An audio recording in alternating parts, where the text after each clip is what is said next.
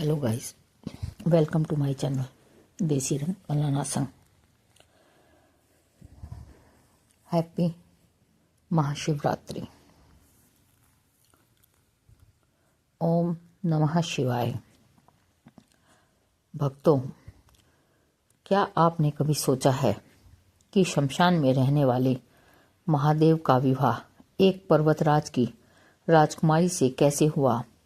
आज महाशिवरात्रि के पावन पर्व पर सुनिए वह कथा जिसे सुनने मात्र से 7 जन्मों के पाप धुल जाते हैं।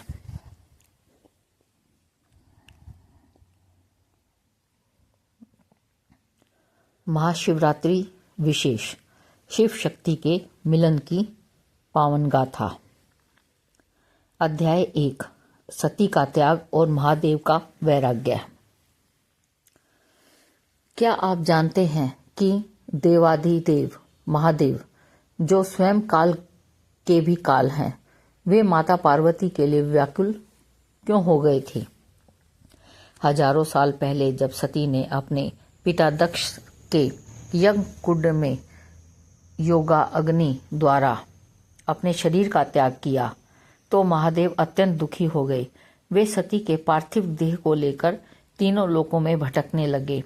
अंत में भगवान विष्णु के चक्र से सती के अंग छिन्न भिन्न होकर पृथ्वी पर गिरे, जिन्हें हम 51 शक्तिपीठ के रूप में पूजते हैं। सती के जाने के बाद शिव गहरे वैराग्य में चले गए। उन्होंने अपनी आंखें बंद कर ली और हिमालय की गुफाओं में समाधिनिस्थ हो गए। संसार का संतुलन बिगड़ने लगा। उधर सती ने पुनर्जन्म लिया पर्वतराज हिमालय और मैना की पुत्री के रूप में, जिसका नाम पड़ा पार्वती। अध्याय 2, माता पार्वती का संकल्प। एक तरफ देवलोक का सुख था और दूसरी तरफ एक अघोरी का साथ। पार्वती ने क्या चुना? पार्वती बचपन से ही शिव की भक्त थी। जैसे जैसे वो बड़ी हुई, उसका प्रेम शिव के प्रति बढ़ता गया। नारद मुनि ने उन्हें बताया कि यदि वे शिव को पति रूप में पाना चाहती हैं तो उन्हें कठिन तपस्या करनी होगी। हिमाचल के ऊंचे शिखरों पर, जहां हवा भी जम जाती है, माता पार्वती ने तप शुरू किया। हजारों वर्षों तक उन्होंने केवल फल और फूल खाए, फिर केवल पत्ते, जिसके कारण उनका नाम अपर्णा पड़ा, और अंत में जल और वायु का भी त्याग कर दिया। उनकी तपस्या की अग्नि से तीनों लोग कांपने लगे। अध्याय 3, महादेव की परीक्षा। महादेव इतनी आसानी से प्रसन्न नहीं होते। वे अपने भक्त के अहंकार और धैर्य की परीक्षा लेते हैं। पार्वती की भक्ति देख महादेव ने उनकी परीक्षा लेने का निर्णय किया। वे एक बटुक ब्राह्मण का रूप धारण कर पार्वती के पास पहुंचे। उन्होंने पार्वती से कहा, हे देवी, आप उस भस्मधारी, गले में सांप लपेटने वाले और शमशान में रहने वाले अघोरी से विवाह क्यों करना चाहती हैं? वे न राजा हैं और न सुंदर हैं। यह सुनकर पार्वती को अत्यंत क्रोध आया। उन्होंने कहा, हे विप्र, आप शिव को नहीं जानते। वही ही सत्य हैं, वे ही सुंदर हैं। शिवम सुंदरम। यदि वे मुझे नहीं मिले तो मैं अपना देह त्याग दूंगी, पर किसी और का वरण नहीं करूंगी। पार्वती की अडिग भक्ति देख महादेव अपने वास्तविक रूप में प्रकट हो गए।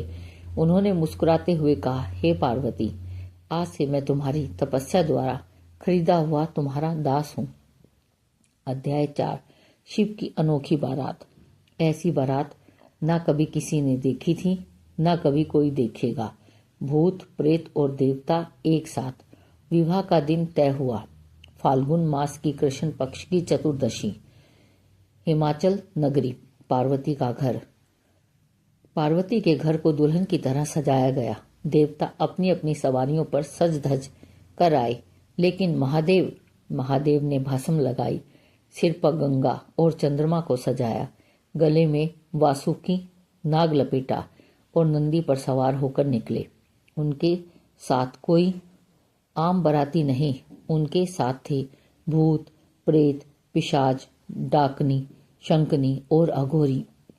कोई बिना सिर का था तो किसी की आंखें हाथ पर थीं। यह नज़ारा देख हिमालय के लोग डर के मारे भागने लगे। जब बाराती पार्वती के द्वार पर पहुंचे तो माता मैना, पार्वती की मां, दूल्हे का रूप देखकर मूर्छित हो गई। उन्होंने विवाह से मना कर दिया। तब माता पार्वती ने शिव से प्रार्थना की कि वे एक सौम्य रूप धारण करें। शिव ने चंद्रशेखर रूप धारण किया तो इतना सुंदर था कि साक्षात कामदेव भी उनके सामने फीके पड़ गए। अध्याय 5 विवाह और महाशिवरात्रि का महत्व। क्यों यह रात साल की सबसे शक्तिशाली रात मानी जाती है। ब्रह्मा जी की उपस्थिति में वेद मंत्रों के साथ शिव और शक्ति का मिलन हुआ। इसी दिन को हम महाशिवरात्रि के रूप में मानते हैं। यह केवल एक विवाह की कथा नहीं, बल्कि यह पुरुष शिव और प्रकृति शक्ति के मिलन का उत्सव है। शास्त्रों के अनुसार इसी रात महादेव ने तांडव किया था और इसी रात वे ज्योतिर्लिंग के रूप में प्रकट हुए थे। जो व्यक्ति इस रात जागकर शिव की आराधना करता है, उसके जीवन में सभी अंधकार दूर हो जाते हैं। हम अध्याय 6 हमारे जीवन के लिए संदेश। शिव और पार्वती की यह कथा हमें क्या सिखाती है? यह कथा हमें सिखाती है कि यदि हमारा संकल्प माता पार्वती जैसा दृढ़ हो तो हम स्वयं ईश्वर को भी पा सकते हैं। शिव वैराग्य है और पार्वती जुड़ाव, दोनों का संतुलन ही जीवन है। इस महाशिवरात्रि भगवान भोलेनाथ आपके जीवन के दुखों का विनाश करें और माता गौरी आपके घर को सुख समृद्धि से भर दे।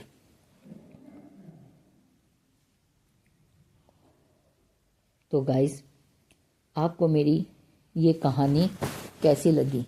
अगर आपको मेरी ये कहानी पसंद आई हो तो मेरे चैनल को सब्सक्राइब करें, लाइक एंड शेयर करें। और अगर आप इसी प्रकार की और जानकारियाँ चाहते हैं तो मुझे कमेंट्स में बताएं, तो मैं ऐसी और भी बहुत सारी ज्ञानवर्धक कहानियों के साथ आपके सामने पेश होंगी। ओम नमः शिवाय।